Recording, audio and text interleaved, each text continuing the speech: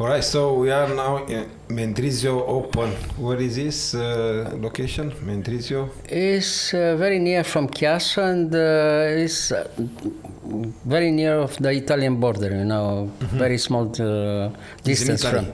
In Italy? No, this is in Switzerland, but very near of the Italian border, 10 kilometers or something like this. And they had always a very interesting Open there, and they had also a very good team, also very many grandmasters and so on.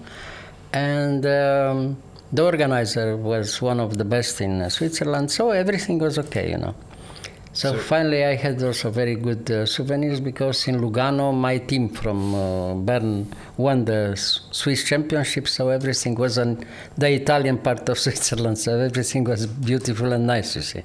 And of course the surroundings also, the nature, everything was beautiful. Great memory you have. Yeah, very good. And one of the best tournaments ever was organized in Lugano for about 10, 12 years like this. Each tournament was really fantastic. A lot of very strong players, Corcino, Spassky, and so on. And very good memories. Yeah, okay. So you play now against Micheli? So I played against Micheli, and this is a little bit unusual because black played immediately d6 and d5, allowing white to take in d8 and trade queens, but if you play like this, you don't have anything with white, or very little. So it's better to play without trading the queens, with queen on board, Much more complicated, even if it seems that black won a tempo by attacking immediately the white queen later on, you see. So, okay, now after knight f6, b3, the move order is very important, you see. If white plays well, white keeps always a small edge all the time, you see. But you have to react very well. So b3, g6, we'll have finally a double fianchetto. White will fianchetto both sides, and will play like this against King's Indian structure for black, you see. Black plays like in a King's Indian. So, okay, g3 is all right. So, castle, queen d2 back, no? Knight bd7, knight h3, also very strong move. Now you have time to put the knight immediately with tempo in f4. And you control 4 times in d5, the central square, and therefore white in any position keeps a small advantage all the time. You see. But why with tempo? What is the tempo? If you played before knight h3, he had time to take with the bishop from c8. So here he can't take, and now you have time to put the knight from h3 in f4 on a very central position, which gives a little bit better game for white all the time. So knight c5, knight f4. Therefore, I told you the move order is very important, you see. c6, okay, bishop g2, queen e7, rook d1, rook d8. Everything is more or less forced, you see. He has a small weakness in d6, the pawn from d6, a little bit weak, no?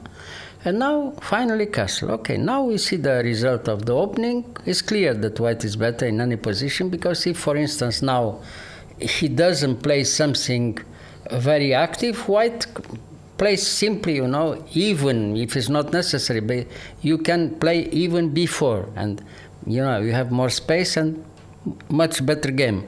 The other idea is to play bishop a3, threatening to take immediately the c5, and the pawn in d6 is again very weak, you see. So it's another idea, you see. So, okay, he stops the threat before by playing a5. Knight d3 is very good.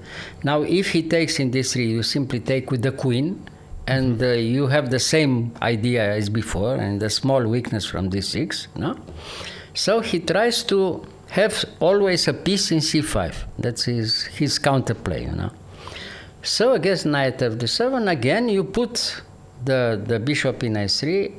The threat is again to take at least a pawn in d5. This is the idea. You have another possibility to play later on in some variations, knight a4. Not immediately, but in some variation is a threat, Okay, it's a little bit unpleasant for black because he has always a problem. I mean, in any position he has to find the counterplay, which is quite difficult, So knight b2, again, very good. Knight b2 comes to a4 later on, you see. You put a piece in a4, and you keep controlling the weakness from d6. Therefore, I tell you, the position is more or less very unpleasant for black. Black has problems all the time, you know. So the only good move is knight d5 and c5, pardon, and now knight a4. So now he has to take a decision what to do. I mean, queen c7. If not, the pin is very, very unpleasant. Probably you are almost lost if you keep the pin like this, you know. Okay, queen c7 is all right. Queen e3. The same threats again, you know. So has time to take knight 4. I took, and rook a6. A little bit artificial like this, but he tries to defend more or less the weakness from d6 somehow, you see. But how he defends with this one from here? Well, later on he prepares the move d5, even by giving the pawn, but at least to have some counterplay on the queen side and on the central squares. You know. So okay, now finally he played d5, which is again very unpleasant for black because it's another weakness, not from d6 but from d5. We know already this kind of weakness from Tarrasch opening and so on, you know. You have always many problems with black in such a position. So rook c1, queen e5. Well, until now everything was perfect. White played very well. Until now black reacted also very well. And by playing here rook fd1, the white advantage is clear, you know. But now I decided to play very tactical moves and a little bit risky, and I provoked my opponent by playing bishop e7. So you mean now if he plays after rook fd1 is clearly better for white without any counterplay, almost, you know, very difficult. But now if he plays well, you are almost forced to give the queen, to sacrifice the queen. If he doesn't play like in our game knight f5, knight f4, he simply already lost here. I mean, if he moves the rook, you threaten everything. I mean, you threaten to take simply in d5, because if you lose the bishop from e7, you lose with tempo the bishop from c8, and it's finished for black, you know. But he found a very good move, the only move, knight f4. And now it's clear, if you take in f4, after queen takes e7, black is all right. Nothing happens, and black escaped, you know. Yeah. So now the only good move to try something is to give the queen for rook and bishop, and very strong initiative. Wow. But it's correct, it's very good, you know. So I took in d8, he took in d3, and now rook takes c8. So now, if you look, this position is very unpleasant for black, it seems, because you threaten simply bishop f6 check, bishop f6 check under other, you know, attacks, moves, yes, and you are simply lost. You lose everything, you know. So now he has to decide, and he played a very risky move, queen e8, by accepting to pin himself in such a position. But now he's threatening, if you take, for instance, in d3, he has time to play rook d6 or bishop f6, and white escapes, you know. But now comes a very unpleasant surprise again, rook b8. And after rook b8, again, black is in big trouble here, you know. What to do?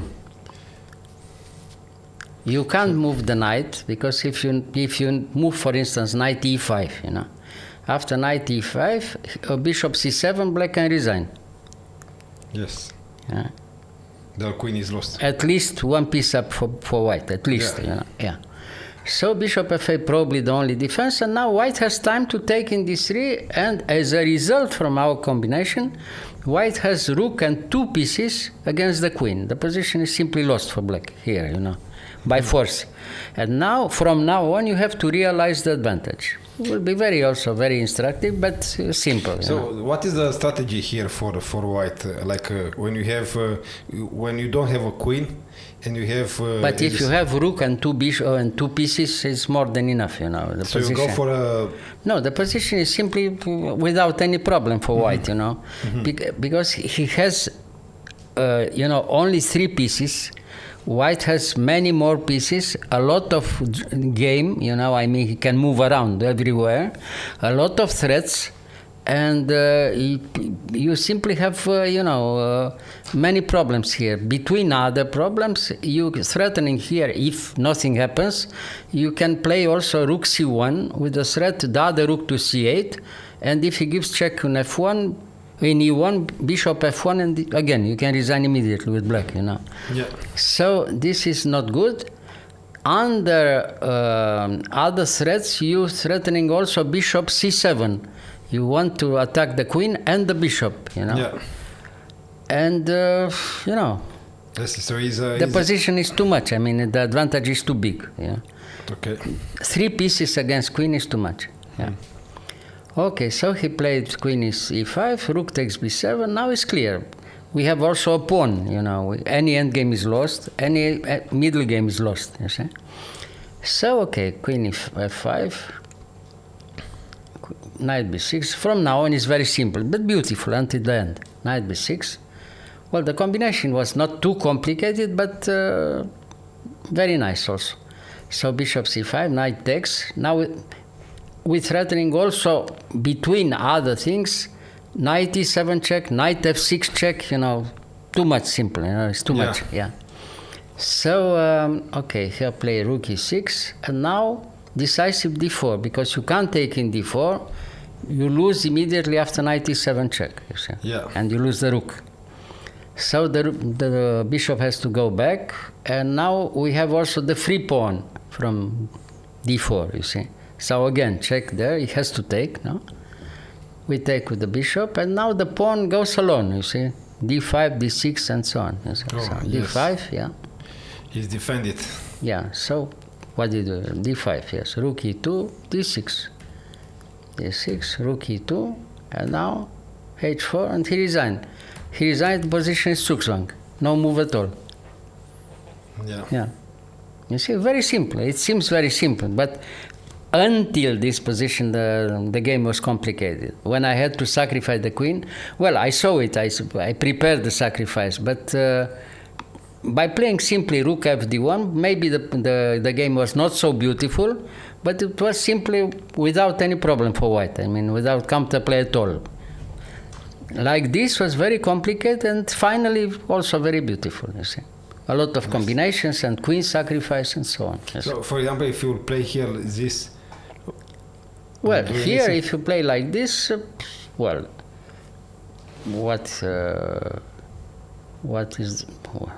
can we threaten? Well, we can move around also with the pawn from... You don't threaten anything with black, you see. We can finally threaten on the queen side. We play a4, for instance, and the next move b4. And we have also the a4, which goes alone, like this, When you take with the queen in a5 later on, we have time to give one check in b8, king h7, bishop f6, and mate in h8. It's another idea, and so on. It's simply too much. Yes, yes. All right, beautiful. Yeah. Thank you, Mr. Gheorghiu. You are.